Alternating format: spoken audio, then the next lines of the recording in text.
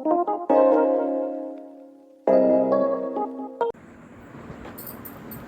Morning बच्चों। तो चलिए क्लास 8 का लिटरेचर पढ़ाने जा रही हूँ। तो उसके पहले हम बता देते हैं कि चैप्टर 4 तक का आप लोग का पढ़ाई हो गया है। तो आप लोग वो चैप्टर 1 से लेके 4 तक का क्वेश्चन आंसर आप लोग कंप्लीट कीजिए। अगर कोई भी प्रॉब्लम होगा तो अपने दोस्त से भी आप पूछ सकते हैं या फिर व्हाट्सअप मैसेज भी करके बात कर सकते हैं। लेकिन आप लोग का सारा शॉर्ट और लॉन्ग क्वेश्चन आंसर हम भेजे हैं और ऑब्जेक्टिव जो कि बुक में ही आप लोग को करिएगा और उसको याद भी करते रहिए। जितने सारे आशाएं हैं, क्वेश्चन आंसर है, सबको याद करके रफ कॉपी में लिखिए, तो उसको याद भी करना है। तो अभी चलिए चैप्टर बहुत आगे चल गए हम लोग, जो कि अभी पढ़ेंगे हम लोग चैप्टर 5 रीढ़ की हड्डी।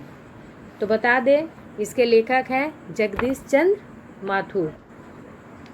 तो पहले पात्र परिचय बता देते हैं कि ये जो स्टोरी में है कौन किसमें क्या रोल निभाया हुआ है। बाबू साहब है, तो बाबू साहब यहाँ पे हैं राम स्वरूप यानी घर का मालिक को बाबू साहब यहाँ बोला गया। और नौकर यानी रतन है। प्रेमा राम स्वरूप की पत्नी है और उमा है राम स्वरूप की बेटी। गोपाल प्रसाद है लड़के का पिता और शंकर कौन है, लड़का है। तो चलिए पर्दा उड़ता है। इसमें आप लोग को बता दिए हैं पात्र परिचय, पात्र के बारे में कि कौन क्या है इसमें। तो स्टोरी अब पढ़ने जा रहे हैं। मामूली तरह से सजा हुआ एक कमरा था। अंदर के दरवाजे से आते हुए जिन महाशय की पीठ नजर आ रही है वह अधेड़ उम्र के मालूम होते हैं। एक तख्त को पकड़े हुए पीछे की ओर चलते चलते कमरे में आ जाते हैं। तख्त का दूसरा सिरा उसके नौकर ने पकड़ रखा है। तो क्या है यहाँ पे बोल रहा है कि एक कमरा था जो कि मामूली तरह से खूब ज़्यादा नहीं, मतलब हल्का फुल्का वो सजा हुआ था और अंदर से एक महाशय आ रहे थे जिनकी सिर्फ क्या हो रही थी, पीठ नज़र आ रही थी। वो अधेड़ उम्र के थे और एक तख्त को पकड़े हुए चलते आ रहे थे। तो इसमें बाबू साहब यानी घर का मालिक, पहले आप बता दिए थे कि बाबू साहब कौन है, यानी घर का मालिक अब धीरे धीरे चल, अब तख्त को उधर मोड़ दे, उधर बस बस। नौकर, तो नौकर क्या बोल रहा है, बिछा दूँ साहब, बोला कि इसको बिछा दे। बाबू साहब बोले जरा तेज आवाज, और क्या करेंगे, परमात्मा के यहाँ अकल बट रही थी तो तू देर से पहुँचा था, क्या बिछा दूँ साहब, यह पसीना किस लिए बहाया है। तो बाबू साहब बोले यानी कि तेज आवाज़ में ही बोले कि क्या करेगा, यानी परमात्मा के यहाँ यानी भगवान के यहाँ बुद्धि तो बहुत बट रही थी, इसलिए तू देर से पहुँचा था क्या। बोला बिछा दूँ साहब, यह पसीना किस लिए बहाया है। बोला कि लाए हैं तो क्या इसको बिछा दें। नौकर तख्त बिछता ही हंसने लगा।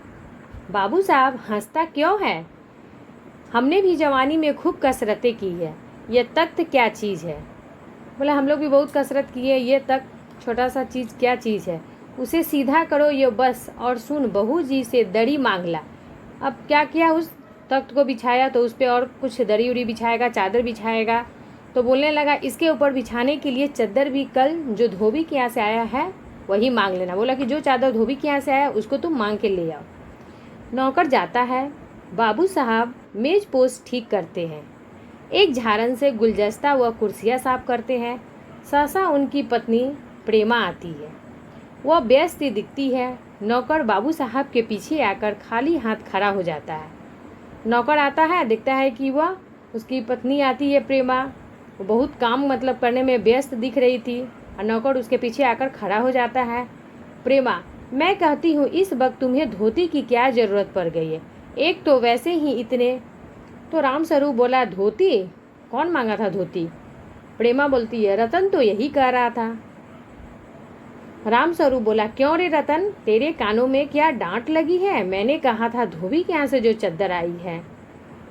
तो राम स्वरूप बोल रहा है, रतन को डांट रहा है कि तुम्हारे कानों में क्या हो गया, मैं तो तुमको धोबी के यहाँ से जो चादर आई थी वो लाने के लिए भेजा था।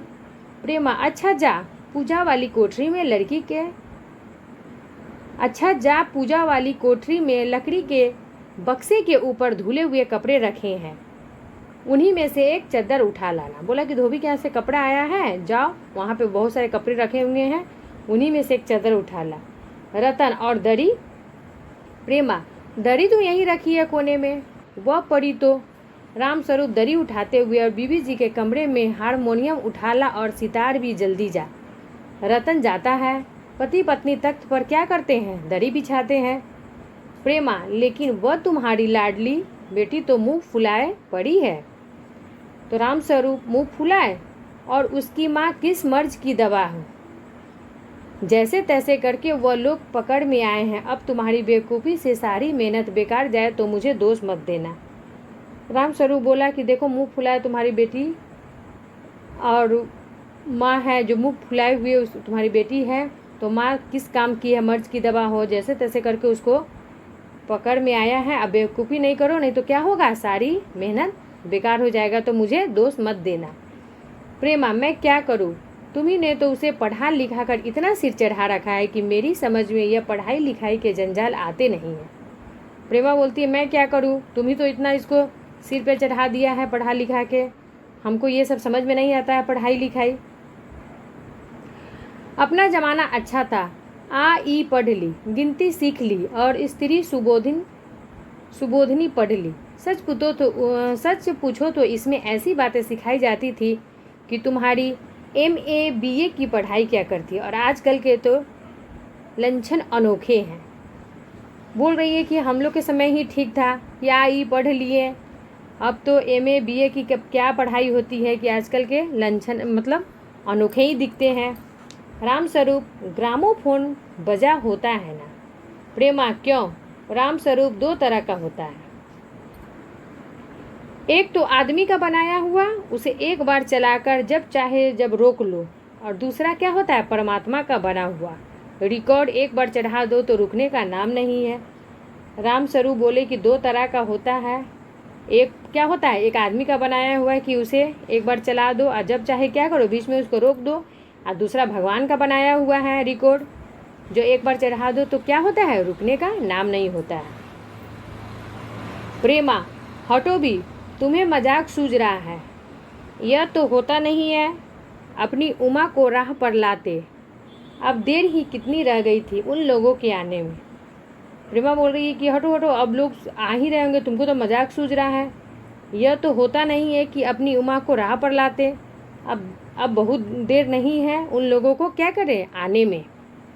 तो चलिए, ये स्टोरी बहुत लंबा स्टोरी था, तो आज आज यहीं तक पढ़ा रहे हैं। तो आप लोग को जो क्वेश्चन 4 का है PDF के द्वारा भेजा जा रहा है, उस क्वेश्चन को लिखिएगा और इसको रीड करिएगा। चलिए, धन्यवाद।